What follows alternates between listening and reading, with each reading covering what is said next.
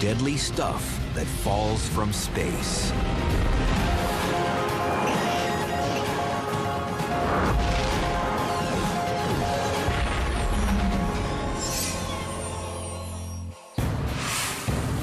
At 11:39 p.m., October 6th, 2008. The Catalina Sky Observatory in Arizona notices something it hadn't seen before. An asteroid the size of an SUV is screaming down towards Earth at over 27,000 miles per hour. An alarm sounds throughout the international scientific community. Is this asteroid on a collision course with Earth? This object was special because it was probably going to impact the Earth. And over the course of the next 21 hours, 500 observations were made of the object to try to exactly calculate its orbit. At NASA's Jet Propulsion Laboratory, Steve Chesley gets the urgent wake-up call. Everyone wants to know when and where this rock will touch ground. They sent me the data. I rushed into the office rather excitedly and spent the next couple of hours trying to get my arms around the problem and running the numbers. And I reached the conclusion it was a 100% chance of impact. Chesley calculates the collision will occur in less than 13 hours, approximately 5:45 a.m. Eastern African Time. Its target, the Nubian Desert in northern Sudan.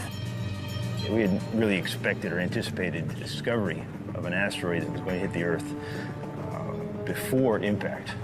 With time to react and time to predict the location of the impact, it was very extraordinary. Never seen it before. It was countdown to impact. Steve Chesley.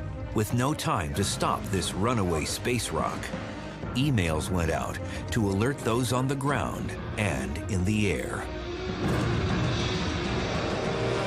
5:45 a.m. The moment has arrived. A commercial pilot is flying over Sudan.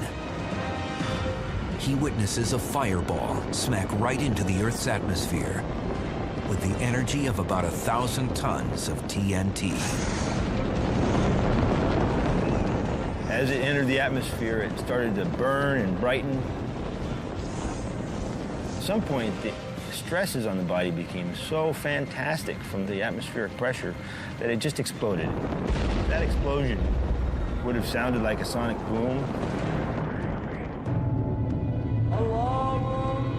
On the ground, 23 miles below, Sudanese people returning from morning prayers hear the frightening sonic roar. Witnesses see a brilliant fireball, followed by mysterious flashes of light streak across the sky. Scientists had hoped the asteroid wasn't heavy enough to completely penetrate through the Earth's atmosphere and wreak havoc on the ground. Satellites track the fiery explosion, but there is little indication that any fragments survive. So there is a possibility that people could be frightened by such an event, but the risk of injury is really very low from something so small. And Steve was correct. There were no reports of injuries or damage due to falling debris in the remote region. Planet Earth was spared from a potential disaster, partly because the region was so remote and the impactor was small. But the story doesn't end here. December 2008. Astronomer Peter Yeniskis organizes a search and recovery team from the University of Khartoum in Sudan. He's determined to find the unlikely. Meteorites, the surviving fragments of the asteroid named 2008 TC3.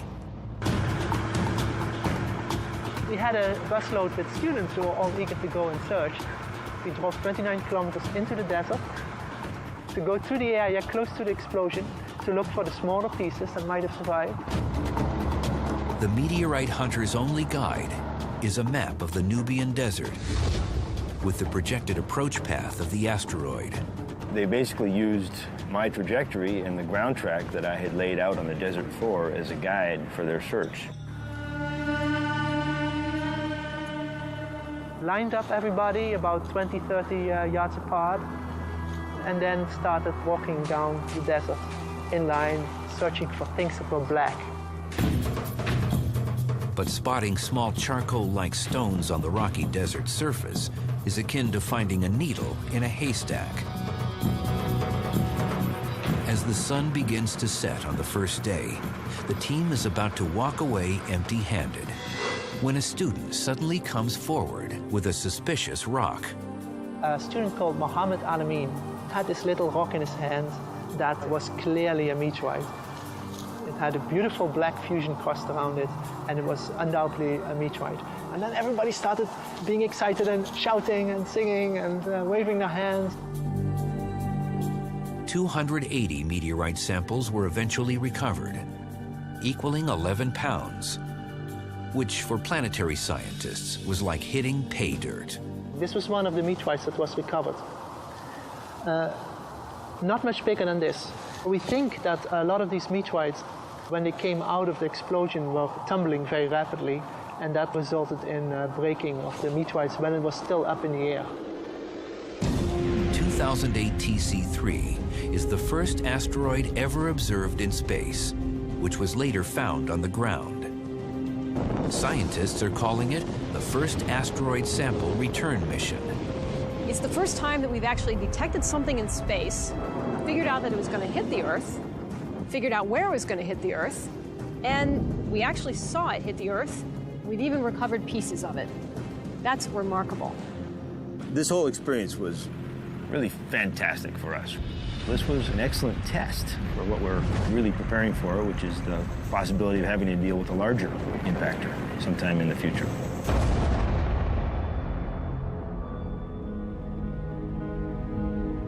Planet Earth may not be so lucky the next time. Scientists now suspect 2008 TC3 came from a piece of a much larger rock from the asteroid belt, a region between Jupiter and Mars where asteroids and comets take up residence. In this crowded galactic neighborhood, these fossil relics from the formation of the solar system occasionally collide with each other and explode into smaller pieces. It's these fragments that can migrate towards Earth. A bullet can provide a pretty good stand-in for one asteroid striking another in terms of its impact speed. Asteroids in the main asteroid belt will run into each other at speeds of over 11,000 miles per hour.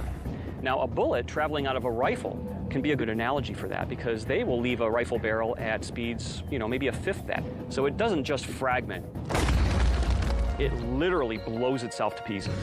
Okay, we'll head downrange and actually set up our little artificial asteroids at a safe enough distance to shoot. Since real asteroids are hard to come by, we're going to use a couple of stand-ins today.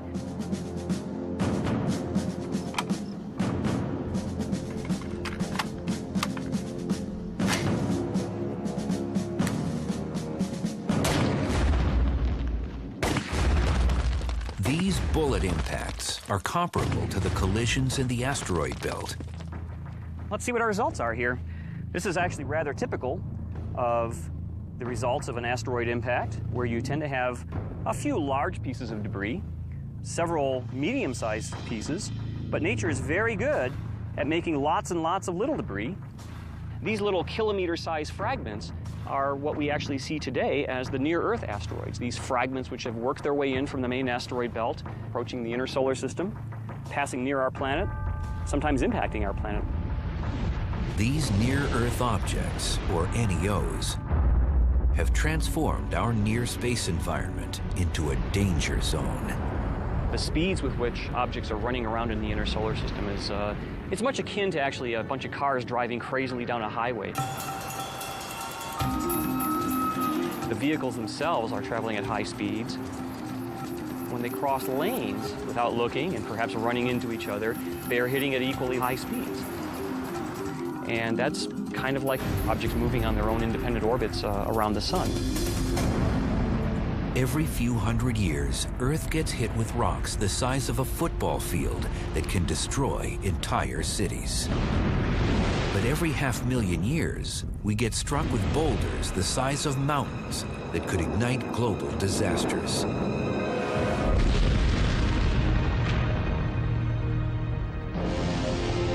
The Earth's atmosphere, a layer of gases surrounding our planet, incinerates most material. But occasionally, larger, heavier objects slip through. As soon as they enter the Earth's atmosphere, they get slowed down, decelerated by the atmosphere, and they lose pretty much all of the velocity with which they entered. And during that time is when you see the fireball event. But once they lose that velocity that they came in with, they essentially just fall pretty much at terminal velocity onto the Earth's surface. When asteroids hit the Earth's atmosphere, they become meteors, bright fireballs in the sky.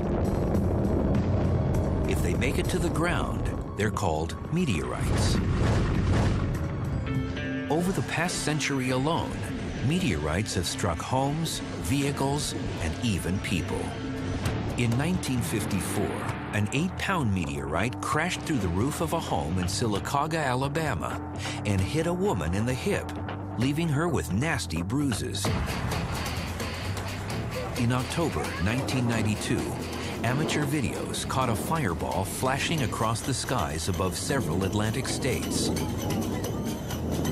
The 27-pound meteorite eventually crushed the back end of a car in Peekskill, New York.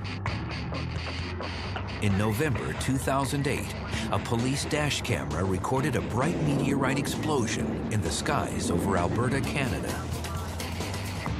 These caught-on-video impacts prove that things really do fall from the sky. What's even more startling is the physical evidence of much bigger impacts, ones that have caused global catastrophes in the past and may ignite a cosmic Armageddon in the future.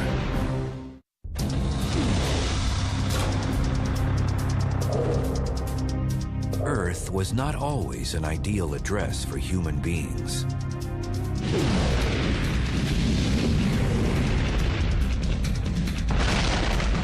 During its infancy, 3.8 billion years ago, the third rock from the sun was a cosmic war zone.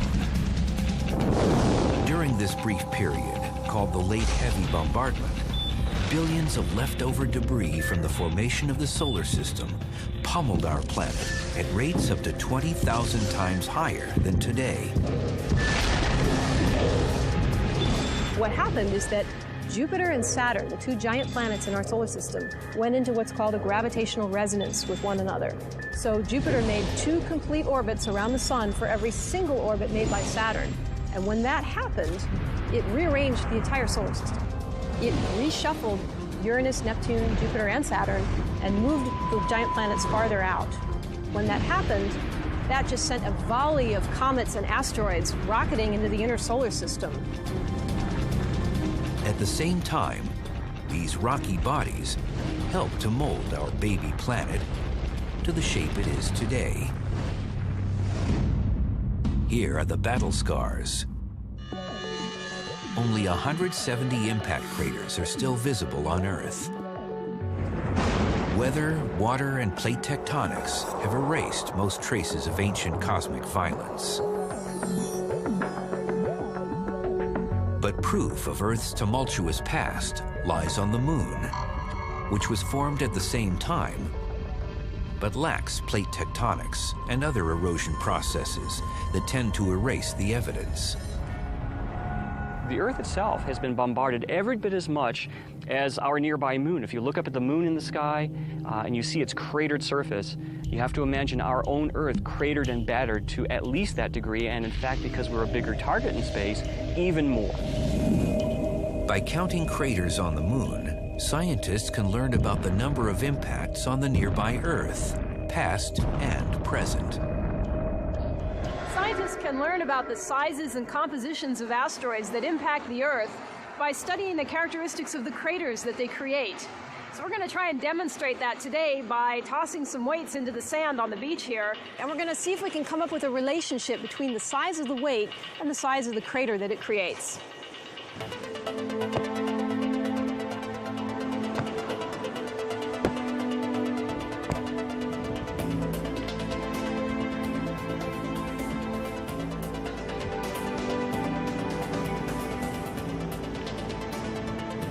Based on my measurements, I calculate that this beach was impacted by 3 rocks 10 inches in diameter, 5 rocks that were 6 inches in diameter, and 11 2-inch diameter rocks.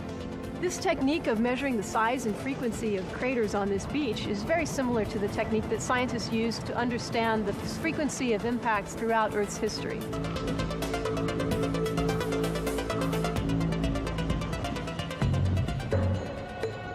Today, the best preserved impact craters exist in dry desert regions around the world. Meteor Crater, located near Winslow, Arizona, is one of the lasting reminders of the destruction caused by objects from space. And scientists are just cracking the surface of understanding the repercussions of these ferocious events. Okay, lights. Okay, do we want to back one off to 250,000? Planetary geologist Pete Schultz formulated a new experiment to simulate what impact craters look like under the surface. It's 1.1 feet. At the Vertical Gun Range at NASA's Ames Research Center, Schultz is using a massive 30 caliber light gas gun that shoots projectiles at various targets inside a vacuum chamber. Today, we're going to try to look inside a crater as it forms. And to do this, we're going to use a clear block. It's transparent, so we actually get to watch the crater as it grows, but from the inside rather than from the outside. This little bead is simulating an asteroid that's going to slam into the surface of the Earth. So let's get inside. We're in the impact chamber. This is where everything happens. The little projectile bead is going to be coming in at around 4 miles per second. We're going to hammer this transparent block. We're going to be looking at everything that happens below the ground when an asteroid hits the surface of the Earth. Outside the chamber, high-speed cameras will document the deep impact from various angles. Are the Shimatsus all up down there? In the control room, Schultz watches the monitor with nervous anticipation. High voltage?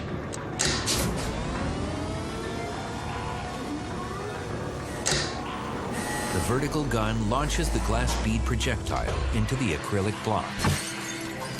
Sweet. Wow, okay. That is just frickin' gorgeous. The experiment was a smashing success. Kapow! So here we actually have the impact, but now we see this vapor plume. This is really hot gas.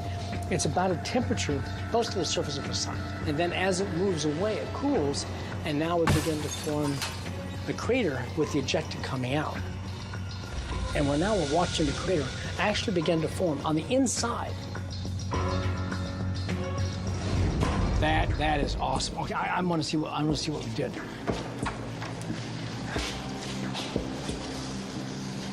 Oh man, did we bust this up. Now we can look to see how these cracks develop through time. So if this were a big impact, these cracks would grow where the entire crater could then collapse inward and fail. Impact experiments at the Vertical Gun Range shed light on the large-scale destruction caused by asteroids that have fallen from space. When we see an impact, it's not just the cracks and cracking. You will also see the vapor plume expanding. That affects life. That affects survival. If this impact occurred on Earth and was large in scale, it would simply fry the atmosphere. It would send debris out, and as it hits the Earth, again, it would cause more devastation.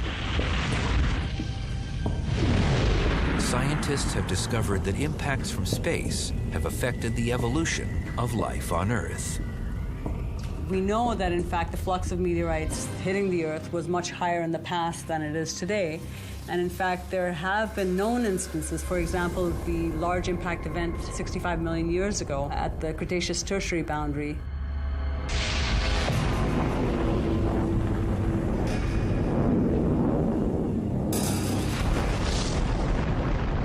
65 million years ago, an asteroid the size of Mount Everest struck the Yucatan Peninsula in Mexico with the energy of a 100 million megaton bomb. It created a 100-mile wide crater underwater that was finally discovered in the 1980s. Scientists have determined that the asteroid impact ignited atmospheric events that may have led to the mass extinction of 75% of all prehistoric species, including the dinosaurs. There were a lot of potential effects that could have led to the extinctions. Heating of the atmosphere, for instance, by the ejecta, perhaps leading to wildfires. The poisoning of the atmosphere from the gases produced from the vaporized asteroid. It was every ecological disaster you could think of all happening at the same time. But was this the last time an asteroid triggered a mass extinction? A controversial new theory suggests a space rock was responsible for the disappearance of the Ice Age megamammals of North America.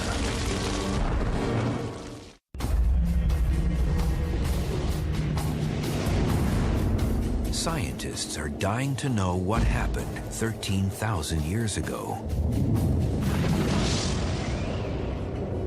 The Ice Age was slowly ending. The North American continent was inhabited with big beasts like the woolly mammoth, mastodon, giant ground sloth, and the short-faced bear. But something caused 35 major groupings of species to vanish from the fossil record. Many think the ancient Clovis people, a hunter and gatherer society, killed off the mega mammals. But startling new evidence suggests that an object from space may have led to the demise of the giant creatures. 13,000 years ago, the climate changed suddenly, rapidly, and dramatically. It looks like there was some type of extraterrestrial event, whether it was a large meteorite, an asteroid, or a comet exploding in the atmosphere. And all of a sudden, the planet was thrown back into a little ice age. North America experienced a brief return to Ice Age conditions. So could there be a connection between this cold snap and the disappearance of the mega mammals?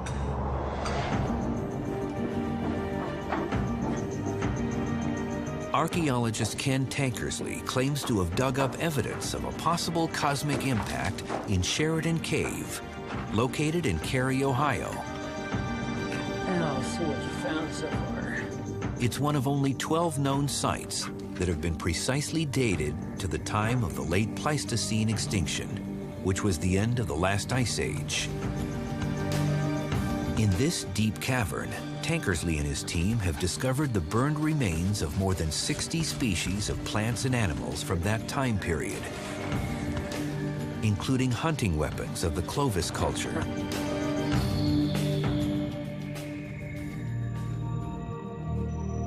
I don't believe it. This is a Clovis bone point. It's manufactured from a megamammal rib, probably a large animal such as the American mastodon. What's fascinating about this specimen is the person who manufactured this likely witnessed the event 13,000 years ago. Tankersley says that most of the bones he's uncovered underwent intense burning that couldn't have been caused by a mere forest fire. He says it had to have been from a colossal explosion, the kind generated by an Earth impact.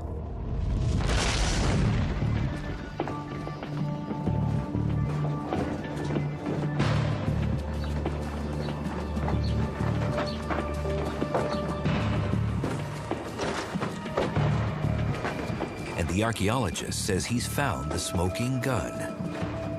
Oh, look what we have here. It's hidden in a dark geological layer of dirt called the Black Mat, which dates back to 12,900 years ago. This layer has been uncovered in more than 50 locations in North America. Note this black area. Let's see if I can trowel through here and bring out some of the more dark areas. Oh, nice. We're literally at this spot looking at the contact of the end of the last ice age. And this oxidized layer above it, this is where the mega mammals go extinct. Within this sediment layer, some scientists claim to have found key pieces of evidence that point to a cosmic impact. Carbon spherules created by intense fires. Shocked diamonds formed through extreme temperatures and pressures. Lonsdale-lites, rare hexagonal-shaped diamonds that are only found in meteorites. And micrometeorites, minuscule pieces of iron and nickel that come from outer space. If we take a magnet and run it across this oxidized layer, my guess is we'll probably pick up micrometeorites. You can see how the sediment's adhering. And just as the magnet picks up iron from this layer, so does the magnet adhere to this meteorite. And this suggests, because we have a high concentration of micrometeorites in this layer and a complete absence above or below, and it's at the event of 13,000 years ago, something dramatic occurred here.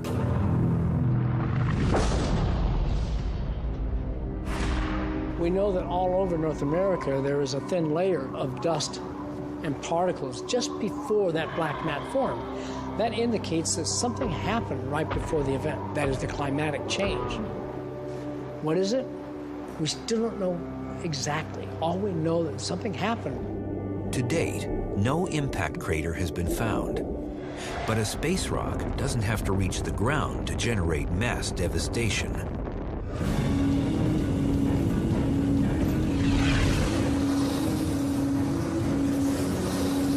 In 1908, a rocky body slammed into the atmosphere 6 miles above Siberia's Tunguska wilderness. It released energy yielding about 5 megatons of TNT. You can imagine what it feels like to do a belly flop off of a high diving board and you smack into the water.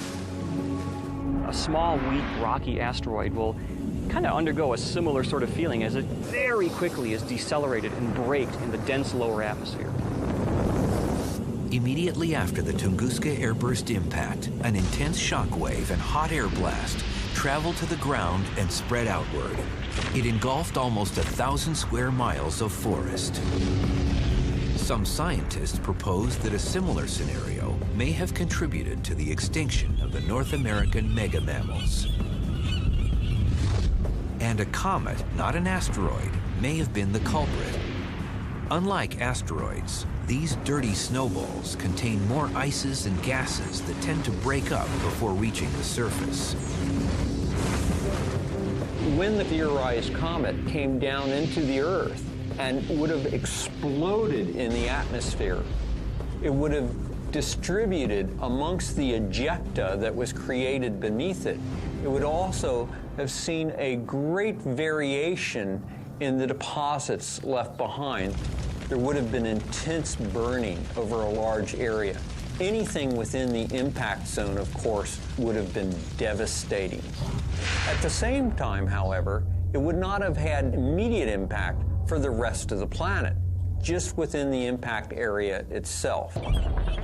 This so-called Clovis comet theory suggests that profound climate changes led to the eventual extinction of the mammoths from North America. However, contrary to popular belief, a small number actually survived in various regions of the world up until around 2000 BC.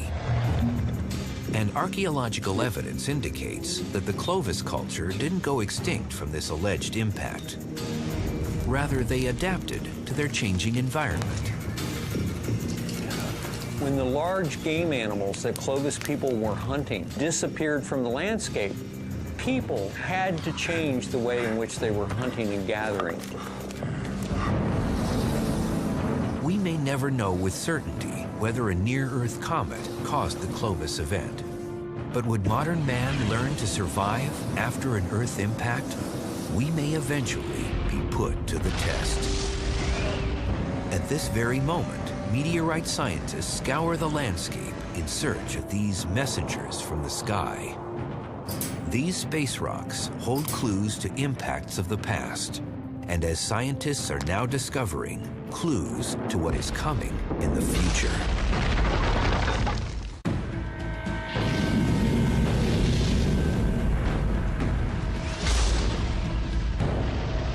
Mass extinctions, mile-wide craters, scorched landscapes, all created by objects from space. Meteorites have been intruding on our planet since the formation of the solar system. So where do we typically find these rocks? Most meteorites, they're more easily found in dry desert regions of the Earth. For example, in the Saharan desert or even the cold deserts like Antarctica, where there's not a whole lot of vegetation or there's not a whole lot of other rocks to confuse you. However, meteorites fall everywhere on Earth with equal probability. Cosmochemist Meenakshi Wadhwa has traveled the world in search of meteorites and now oversees the largest university-based meteorite collection in the world. We're here looking at the collection of meteorites in the Center for Meteorite Studies at Arizona State University. There's basically 3 different kinds of meteorites. You can have stony meteorites, stony iron, or iron-rich meteorites, but all 3 kinds have at least some amount of metal. And so you can distinguish terrestrial rocks from meteorites by the content of metal in meteorites. The other way to actually distinguish a meteorite from a terrestrial rock is that you'll actually see a fusion crust on meteorites that forms on these objects when they're falling through the Earth's atmosphere. Most of the meteorites recovered originated in the asteroid belt between Jupiter and Mars. But nearly 4 dozen actually came from our moon and the planet Mars. The idea there is that you probably had a large asteroidal body that impacted the moon or Mars and ejected pieces of the crust of the moon or Mars. And these ejected pieces probably fell into these unstable Earth-crossing orbits, and eventually pieces made their way to the Earth that way. This is a piece of a lunar meteorite, and we believe it came from the Highlands portion of the moon. And we know that this is actually a lunar meteorite because we can compare this with actual samples that were brought back by the Apollo missions in the late 60s and early 70s. Meteorites are precious research subjects. Although they've destroyed life time and time again, they may also have provided the chemicals needed for life on Earth. This is possibly one of the most well-studied meteorites in the world. It fell in 1969 in Mexico. And an interesting thing to note about this rock is that these white grains are possibly some of the oldest solids that formed in our solar system as our solar system was forming 4.5 billion years ago. These white grains, combined with the atmospheric chemicals and organic compounds on Earth, may have formed a mixture of amino acids, the essential elements of life. So meteorites have played a very important role in possibly the formation of life on our planet and certainly the evolution of life on our planet. Meteorites may have once provided the necessary components for living things, but they can be a source of grave concern when they hurtle down from space without prior warning.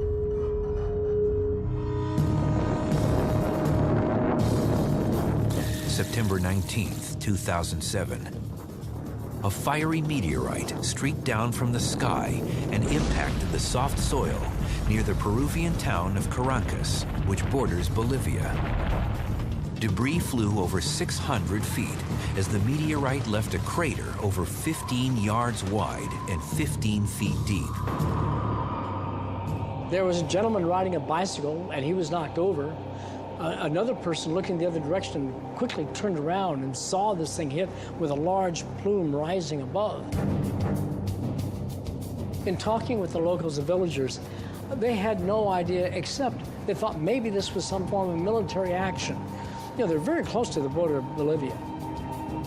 Scientists reassured the locals that a meteorite, and not a missile, caused the impact crater. But immediately after the event, many villagers complained about headaches and vomiting. They literally became ill, most likely because of sulfur or because of the fine dust that was inhaled. The vapors probably came from the material that was following the meteorite as it was coming through. It was melting, it was vaporizing as it passed through the atmosphere, and it probably, when it hit, caused some additional release of gas. But could a space rock actually deliver harmful elements to Earth? Sci-fi movies and conspiracy theorists have proposed that meteorites could seed our planet with lethal bacteria or viruses. But what's fact and what's fiction? The probability of this happening is very, very, very small. If that rock made it to Earth and somehow that microbial life form survived, it would find our atmosphere very toxic. Any microbe that evolved in an anaerobic, in a non-oxygen environment, is not going to survive long in oxygen. The possibility that the Peruvian meteorite committed cosmic biological warfare is remote. But had this small stony meteorite impacted a nearby village, the aftermath would have been much different. This would look like somebody had planted a roadside bomb. It would have had that effect. It opened up a hole so large that it would have swallowed several cars. The Peruvian meteorite impact once again illustrates the unpredictability of things that fall from the heavens. And space rocks aren't the only objects that can cause bodily harm. Up to 200 heavy objects hit our planet each year. And they're not extraterrestrial, they're man-made. By GNC. 2 minutes to February 1st, 2003.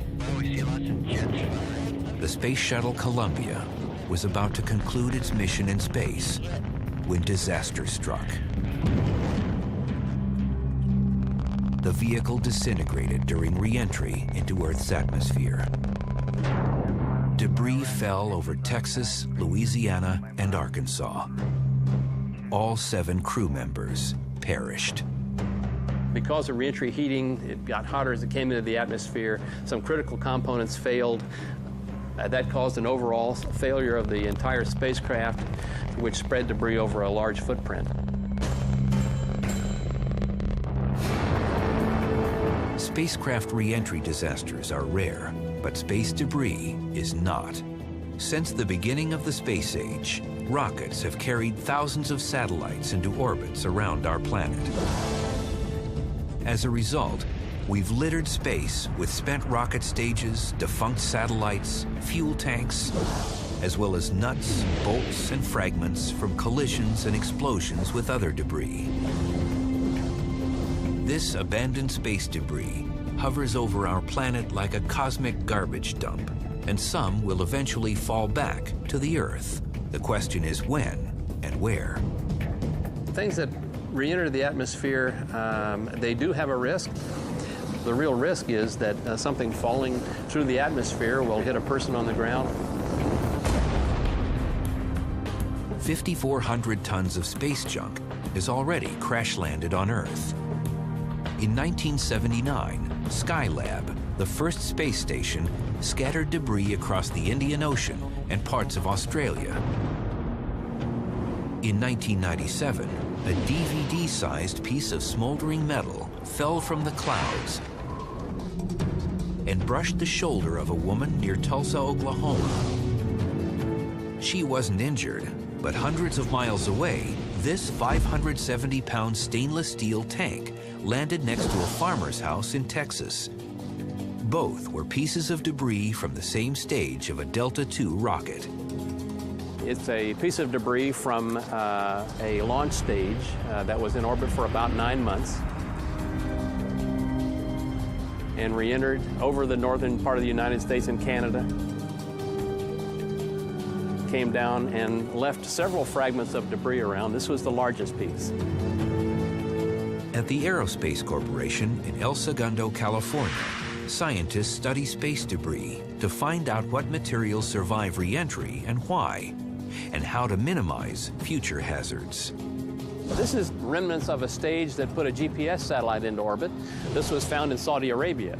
This one is made out of titanium, which is a very high melting point material, and that's one reason why this one survived so nicely. And this was traveling again on the order of probably 150 miles an hour when it hit the ground.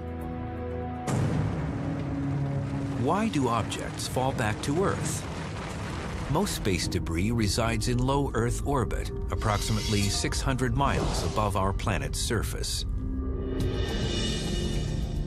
In space, objects can stay for tens to hundreds of years because there's no air resistance.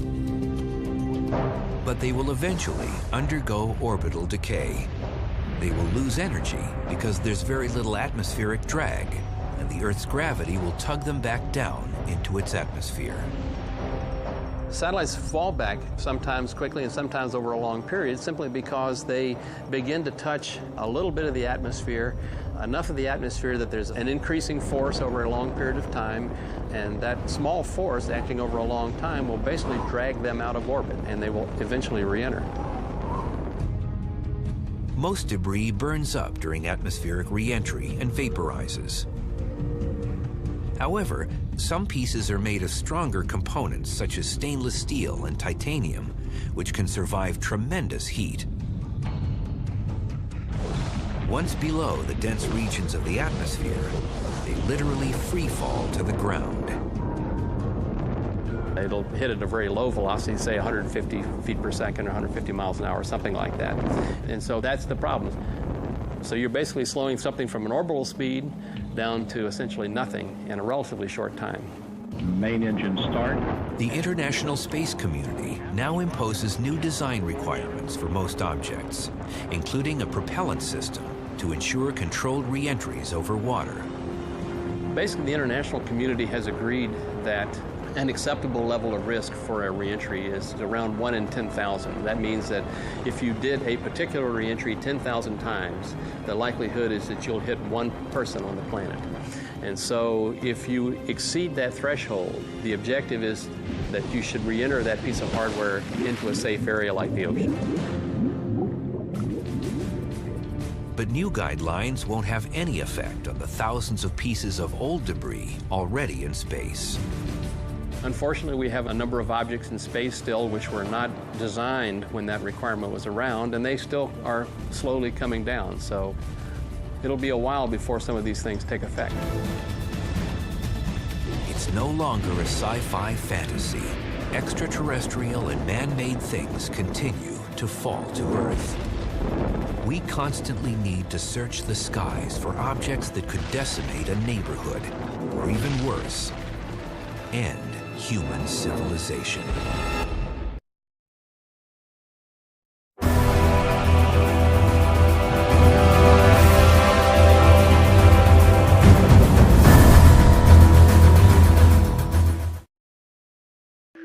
In the beginning, there was darkness, and then bang, giving birth to an endless expanding existence of time, space, and matter.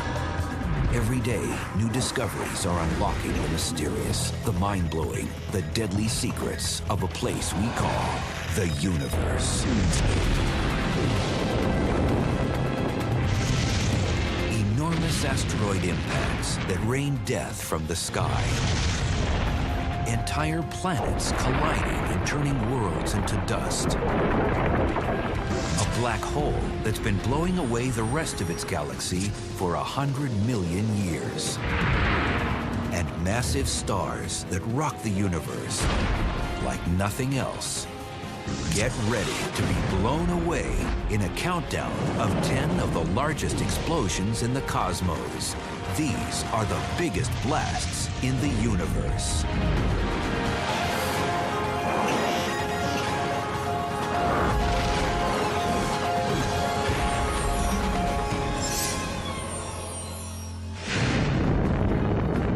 They can not only wipe out cities filled with millions of people in the blink of an eye, but can lay waste to entire continents, planets, and even rip galaxies apart. The universe is filled with tremendously violent explosions and blasts and events. The calm serenity of life on Earth is, to some degree, the exception, not the norm. And whether they're massive collisions or explosions of entire stars, they all have important elements in common. Really, another way to say explosion or blast is just a big liberation of energy all at once. When you liberate a lot of energy in something that already has structure, you tend to demolish the structure, so it seems very destructive. But the laws of nature will take energy and reconstruct it into some other form. In 1994, more than 20 pieces of the Shoemaker-Levy 9 comet pummeled Jupiter.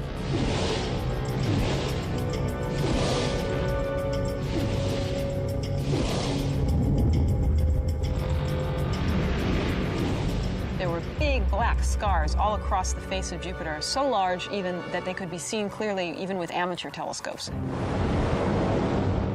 The largest comet fragment was more than a mile wide, and the force of its impact was equal to 6 million megatons of TNT. That's about 100 times or more of the entire nuclear arsenal of the world. So if you took every bomb in every corner on Earth and exploded it in one big explosion, you wouldn't even begin to touch the power of this fragment colliding into Jupiter.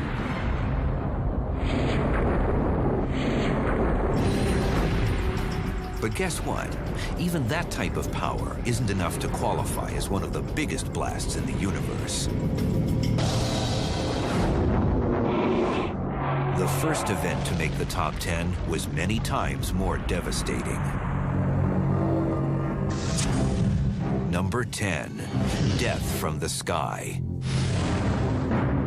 The smallest blast on our list may still have been big enough to wipe out the dinosaurs by blocking out the sun with smoke and debris. It's the Chicxulub impact, the asteroid that crashed into Mexico's Yucatan Peninsula about 65 million years ago. A 6-mile-wide space rock, taller than Mount Everest and almost as wide, thundered into Earth.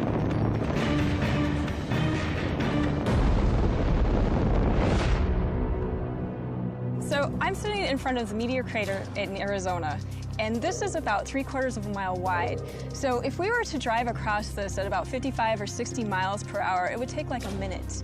Well, the crater created by the asteroid that impacted the Yucatan Peninsula, it would take over 2 hours to drive it at about the same speed. So you can imagine how much larger that crater is than this one behind me.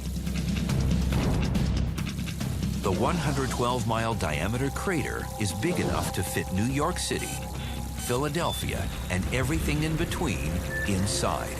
If it struck today, about 12 million people would be killed instantly, not to mention the damage and casualties that would spread beyond the crater. That's because the energy in every blast is released in several ways, such as light during the blinding flash of the impact, and heat, capable of spreading wildfires across much of the globe. But with collisions, most of the devastation comes from the energy of motion, known as kinetic energy, which creates the crater and the flying debris.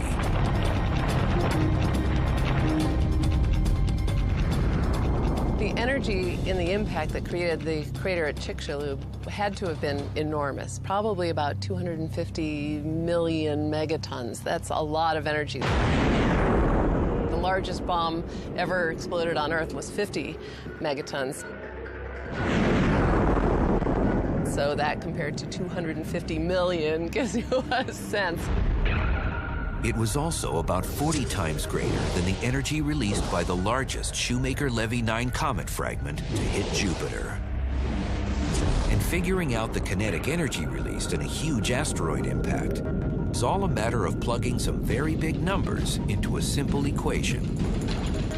The key thing to keep in mind when considering the energy in these kinds of collisions is that the formula for what's called the kinetic energy, the energy of motion, is a half mv squared.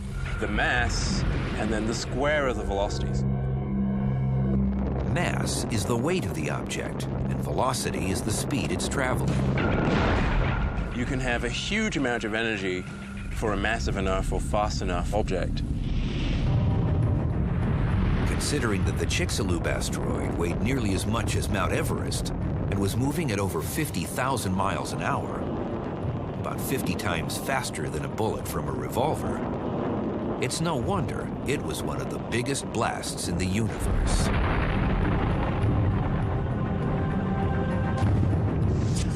But what about its effect on the structure of the entire planet? An explosives expert places a small charge just under the skin of a watermelon to simulate the type of energy released when this asteroid slammed into Earth.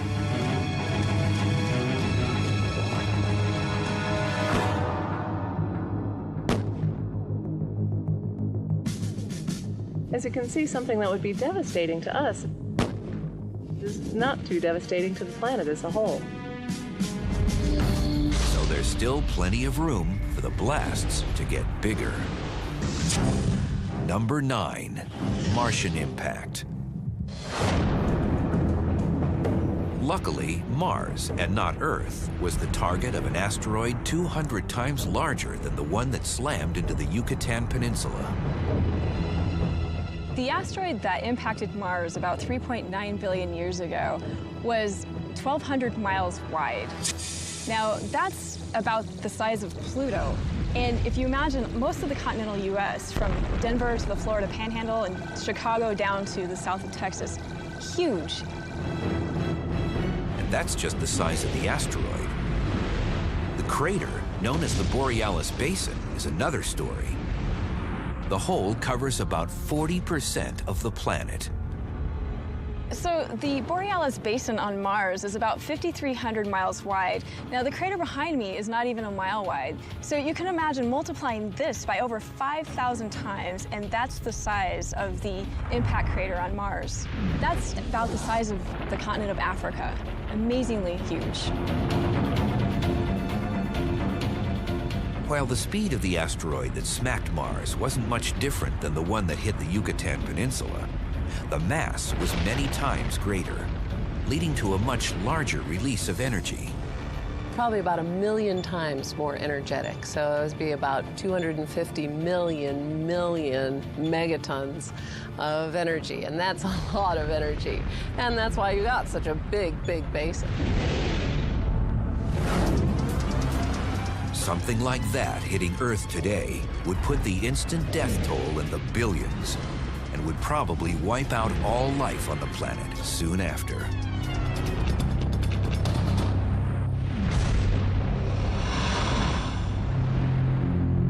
But the next blast did blow an even bigger chunk of crust off our planet, luckily before life even existed here. Number 8. The Big Splat. Instead of Mars being a target, imagine an asteroid the size of Mars slamming into Earth. Most planetary scientists believe that's exactly what happened soon after the Earth formed about 4.6 billion years ago. It's known as the giant impactor theory, also nicknamed the Big Splat. The early solar system was a much busier place than it is today. Basically, it hadn't settled down yet. So there are lots of fragments running around, producing all sorts of collisions, which ultimately produced the bodies we know today. Earth was still a molten wasteland, devoid of life back then, which is a good thing, since the force of that collision would have ended life in its tracks. So how did the planet recover from the most violent event in its history?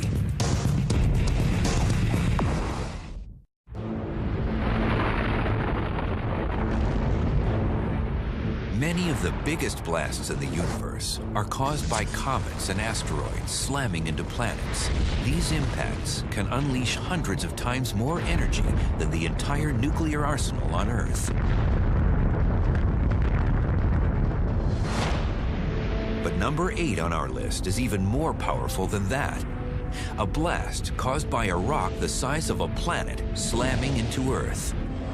It actually happened soon after the Earth had formed, about 4.6 billion years ago, when an object the size of Mars, sometimes known as Theia, slammed into our world with catastrophic effects.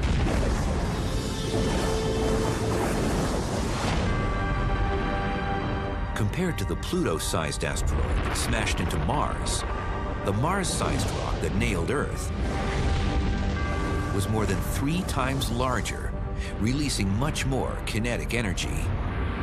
The Theia impactor that knocked off the crust of Earth was probably about 10 times more powerful than the Borealis Basin impactor.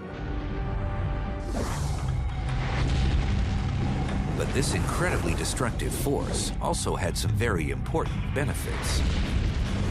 So when Theia impacted the Earth, it happened probably at a glancing blow.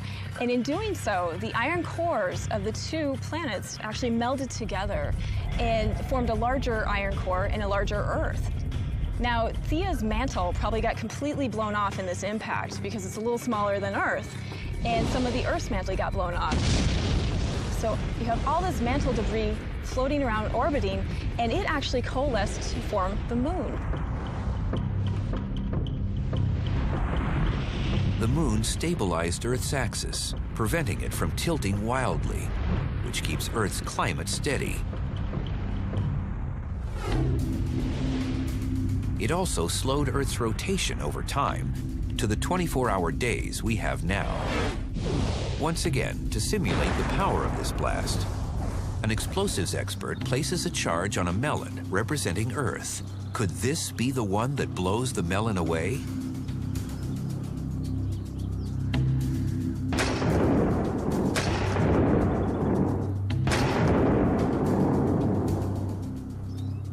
Even though there's a lot of damage, the basic structure is still intact. With the heat of the impact, the Earth and the debris were both molten. And that molten state is the reason why the impact didn't leave a massive crater behind. The molten Earth reformed as a sphere and eventually cooled. So is there any kind of impact that can turn a planet into dust? Number 7, when worlds collide. Deep in space, 2 planets, one the size of Venus, the other Earth, are on a collision course. They're rocky planets, possibly even harboring life. Something in their solar system has pulled them out of their regular orbits, and instead of a glancing blow, they smash together in a head-on collision. Anyone standing on those planets would have witnessed a terrifying event. You can imagine if you had a direct view of the planet moving toward us, that means the sky would quickly fill completely with this planet about to impact, and then it would be over like that. It would be such a rapid extinction of life that you probably wouldn't have time to think about it.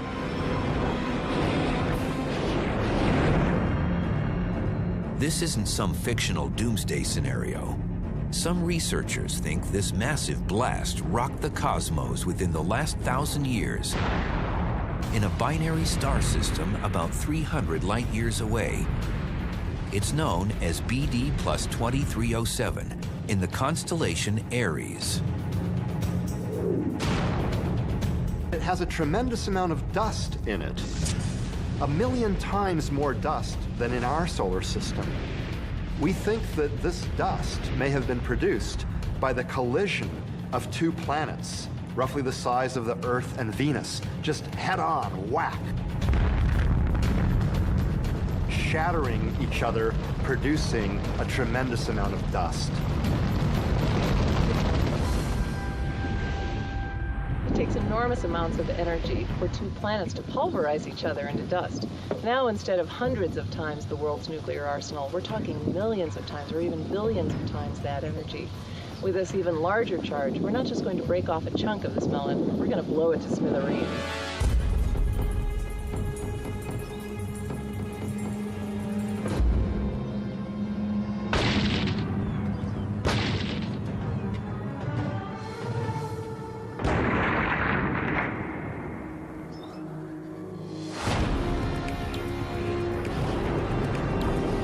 But as terrifying and destructive as planetary collisions can be, they're still much smaller than the different types of blasts that come from stars.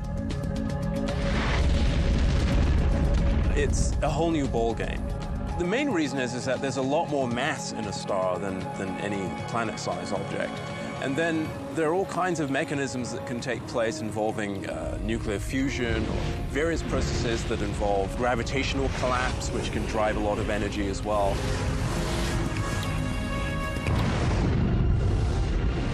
One of these energetic blasts is number 6 on our list, magnetar flares. Magnetars are rapidly spinning neutron stars, which form when stars several times larger than our sun begin to die and collapse in upon themselves. Imagine if our 865,000-mile-wide sun suddenly compacted to the 12-mile length of the island of Manhattan. All of that matter is condensed into something so dense, it's estimated to be 10 billion times stronger than steel. To give you an idea of how incredibly dense neutron star material is, if this cap was filled with neutron star stuff, it would weigh 100 billion tons on Earth. More than this hill, as much as an entire mountain.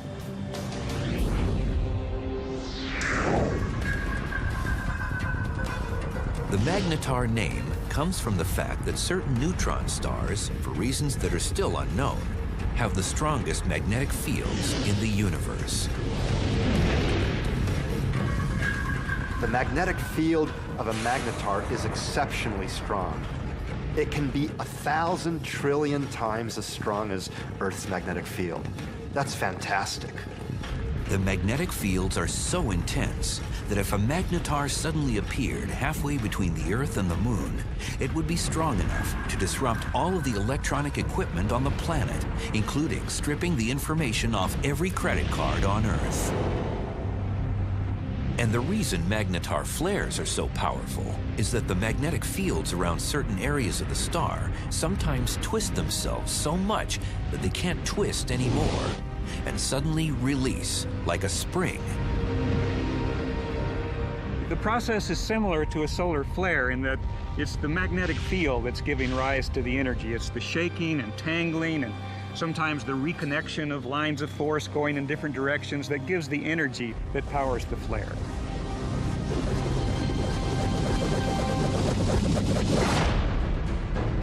But unlike planetary collisions, where kinetic energy dominates, magnetar flares shoot out most of their energy as electromagnetic radiation. In other words, light. And one magnetar flare in particular was strong enough to blind satellites orbiting Earth from 50,000 light years away.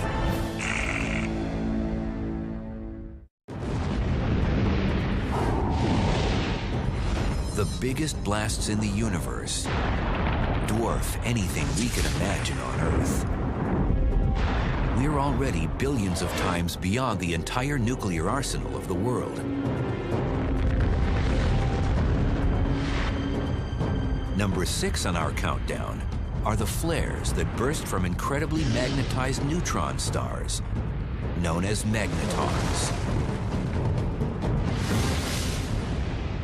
And one of the most powerful ever observed from Earth released as much energy in just over 1/10 of a second as our sun does in about 100,000 years. The blast in 2004 came from a magnetar known as SGR 1806-20 in the constellation Sagittarius. It's about 50,000 light years away from Earth, on the far side of the Milky Way. It was incredibly powerful. All that energy came in 1/10 of a second. It blasted the detectors and satellites that happened to be flying around up there. In fact, it was the brightest blast ever seen from an object outside our solar system. And yet, it was 50,000 light years away.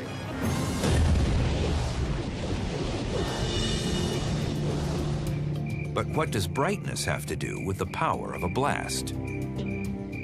So I'm standing in a dark room here, and now I'm going to turn on a light bulb. How bright that light bulb appears to me depends on two factors. It depends on how intrinsically powerful or luminous the light bulb is, its wattage, how much energy it puts out per second, and it also depends on the distance of the light bulb from me. When I'm close to the light bulb, I see that the light bulb is bright. If I move a factor of 2 farther away, then in fact it looks a factor of 4 fainter. That's the inverse square law of light. The power of the light bulb has remained the same, but by being twice as far away, I get only 1/4 of the light reaching my face and my eyes. Astronomers measure the apparent brightness of the star or the explosion. They figure out its distance through some other technique, and from those two variables, they figure out the power or the luminosity of the source. That light is released not just in visible wavelengths, but across the electromagnetic spectrum. And anytime researchers detect gamma rays, like they do in magnetar flares, they know it must be a big blast. Gamma rays are a type of light, but a much more energetic light than we see with our eyes. So the spectrum of light that we're familiar with goes from very low energy and through the visible part of the spectrum, the light that we see, all the way out through X-rays into this extremely high energy component of light, which is called gamma rays. Even a 1/10 of a second short gamma ray flare, like SGR 1806-20, would still be able to fry the Earth with radiation from many light years away, as long as the full force of the flare was aimed at Earth. But not all of the biggest blasts in the universe are over in a fraction of a second. Number 5, the 100 million year blast. 2.6 billion light years away from Earth, a supermassive black hole, billions of times the mass of our sun, has been wreaking havoc in the center of a cluster of galaxies. Known as MSA 735, it's been shooting out 2 continuous jets of particles in opposite directions. Scientists believe the jets have been raging for the past 100 million years, punching 2 huge bubbles into the surrounding galaxies. MSA 735 really is the prototypical example of a black hole blowing bubbles. What we're seeing here is giant cavities being evacuated by these powerful jets. They transport vast sums of energy down from the black hole out to huge distances, maybe about 1 million light years or so. 1 million light years is 10 times wider than our Milky Way galaxy, which means these jets are powerful enough to create 2 very big bubbles. The total energy within these 2 bubbles is stupendous, far exceeding any other amount of concentrated energy that we know of in the universe.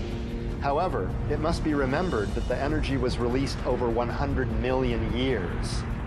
That means that per unit of time, the total amount of energy released wasn't all that big. Still, the jets are strong enough to shoot the particles out at millions of miles an hour, about 1/4 of the speed of light. The jets and resulting bubbles only come from about 1% of the most massive black holes in the universe. That's because the forces near these monsters are so huge that instead of swallowing everything, they actually end up pushing some particles away. It's important to emphasize that these giant explosions are not the explosion of the black hole itself, but rather an ejection of particles from near the black hole, the vicinity of the black hole. By colliding with one another, they can, in some cases, be ejected out of the vicinity of the black hole.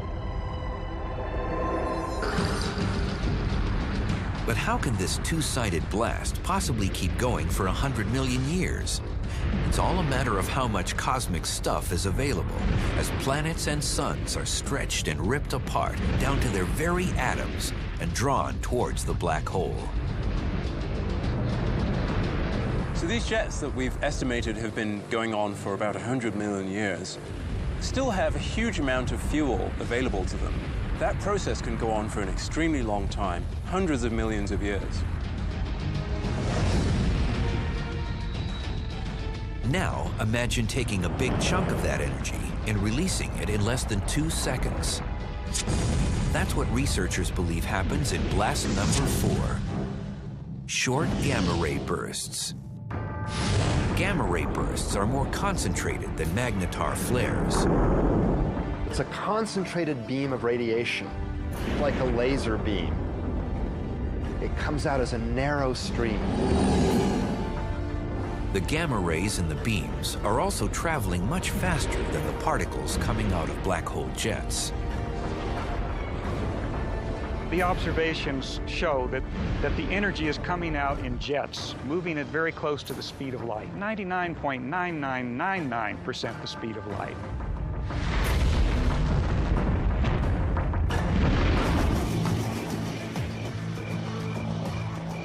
At that mind-bending speed, in just a few tenths of a second, short gamma ray bursts can release as much energy as our sun does in millions of years.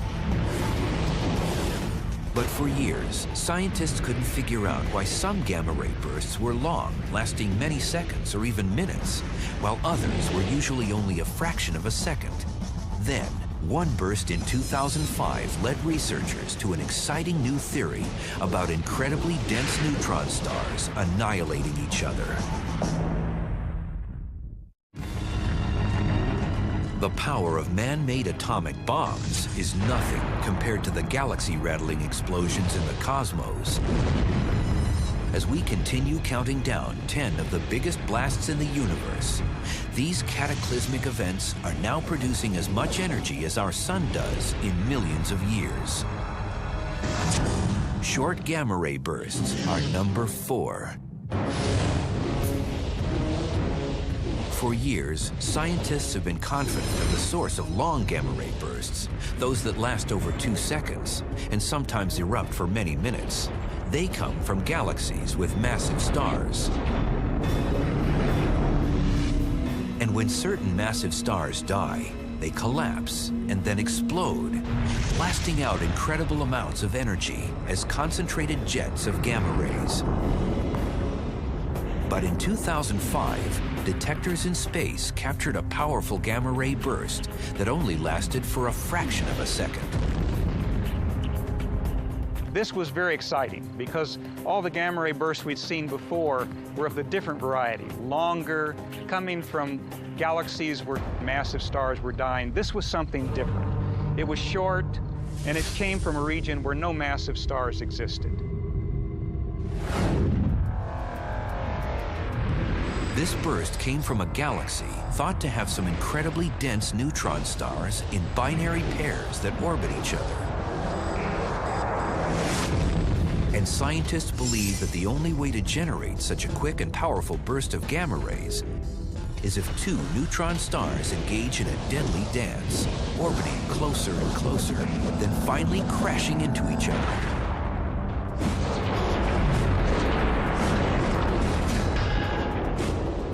This is thought to be the moment when a black hole is born. When the 2 neutron stars finally touch, one of the neutron stars gets shredded into a disk, and the thing that's left is too big to be a neutron star. There's no force in the universe that can hold up two neutron stars, so it collapses to a black hole.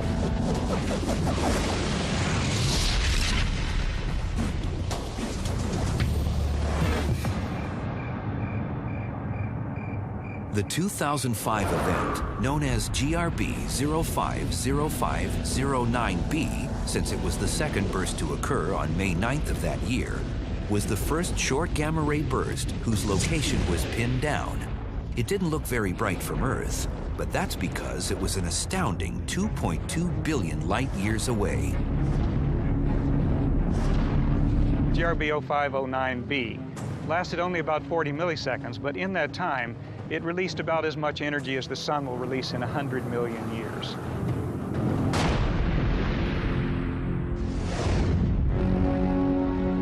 But the power of colliding stars can't compete with the even larger amount of energy released when an entire star explodes from the inside out.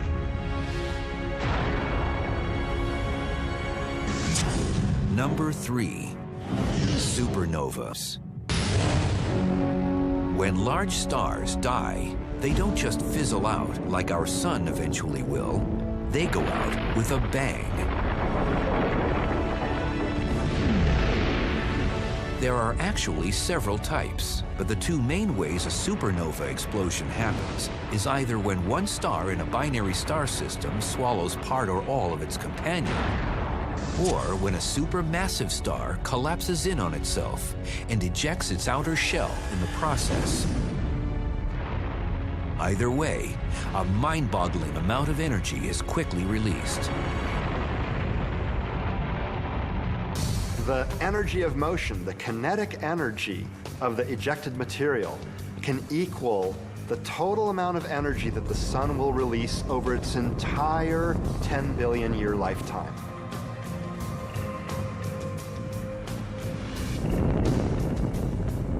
The binary star type of supernova is similar to a hydrogen bomb, where runaway nuclear fusion leads to a massive explosion.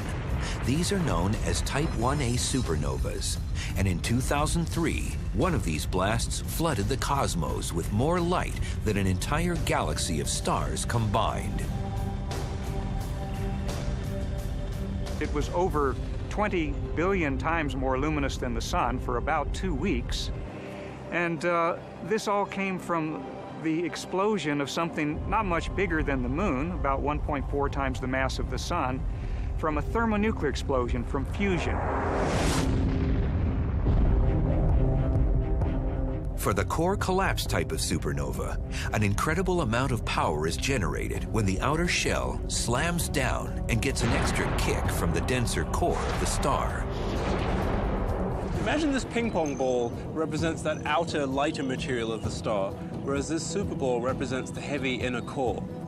You can see that the ping pong ball actually doesn't really bounce that much on its own, and there's the bounce of the superball. But what you'll see is that when I send them down together, the bounce of the superball back up will propel the ping pong ball much higher. And that's very much like what happens in the supernova, where you have the heavy inner core bouncing back out and meeting that lighter material and blowing it out.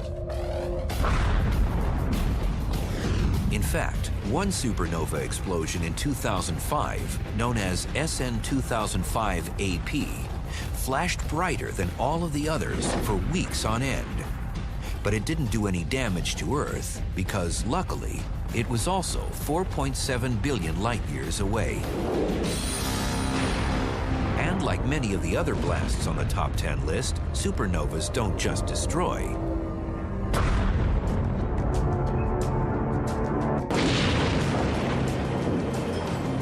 A supernova is a little bit like a recycling center.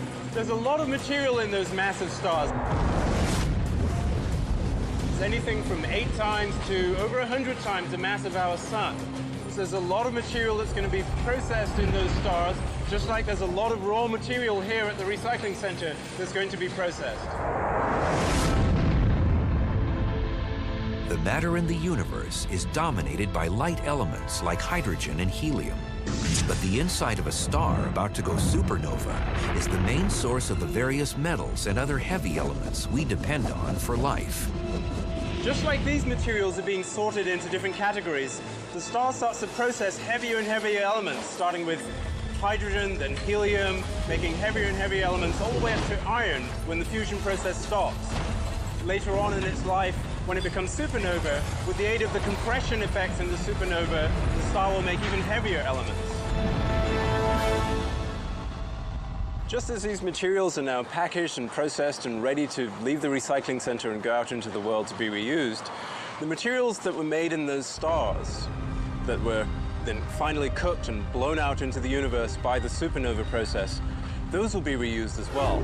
They may be used in other stars or perhaps other planets. The materials that we're made of here on Earth, the materials even in our bodies, those heavy elements were made in supernovae.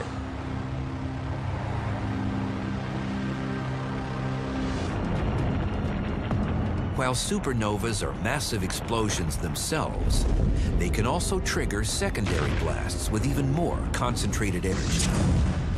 Number 2, long gamma-ray bursts. The long gamma-ray burst comes out of the most powerful supernova explosions. They're as strong as the short gamma-ray bursts, but since they last much longer, anywhere from 2 seconds to nearly half an hour, they blast out much more energy overall. The long gamma-ray bursts are completely different beasts compared to the short gamma-ray bursts. They're immensely more powerful, maybe up to around 10,000 times more powerful than the short duration bursts. These concentrated jets of energy only come from supernova explosions involving stars 30 or more times the mass of our sun. And just like the short gamma-ray bursts, they're evidence of the birth of a black hole. Long gamma-ray bursts are, in some sense, a variety of hyperenergetic supernova. The iron core collapses as before to a neutron star, but too much material falls down on it and it can't stay a neutron star. The temperature rises to 10 billion degrees. The luminosity in 1 cubic inch of this is as big as the sun. And this power can't flow out on the equator. It gets focused like in a shotgun blast out the rotational axis of the star. So how much energy do the most powerful long gamma-ray bursts release compared to our sun? The answer is shocking.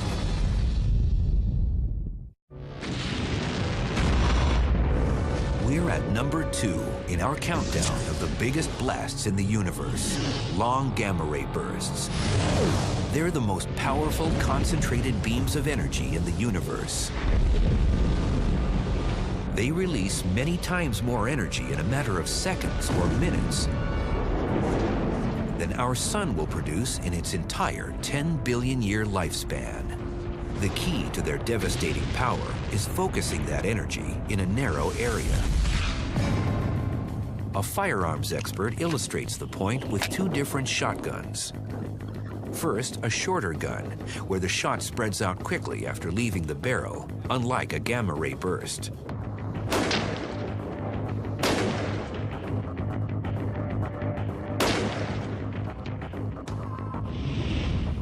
As you can see, there's some damage to the melon, but not that much because the shot was spread out and only some of it hit the target.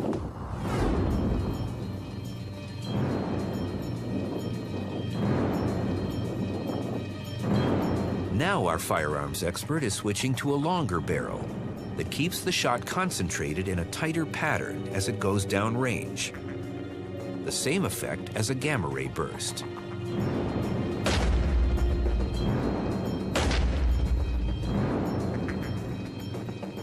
Concentrating the shot can be devastating. It's a good thing for us that most gamma-ray bursts are millions or billions of light years away from Earth and are pointed in the other direction.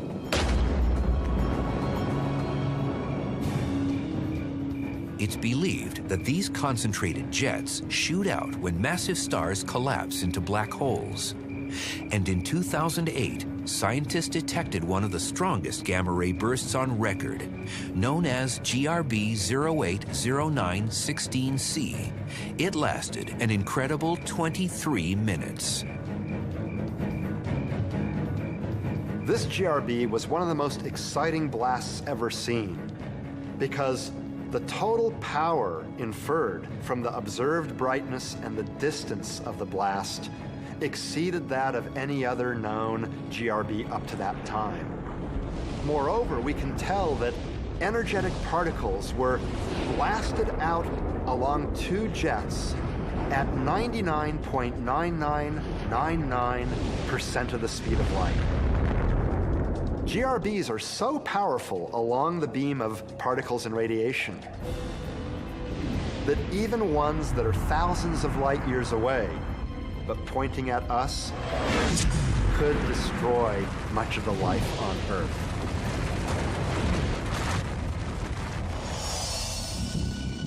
But if long gamma-ray bursts are the most powerful explosions in the universe, then how could they be number 2 on our list?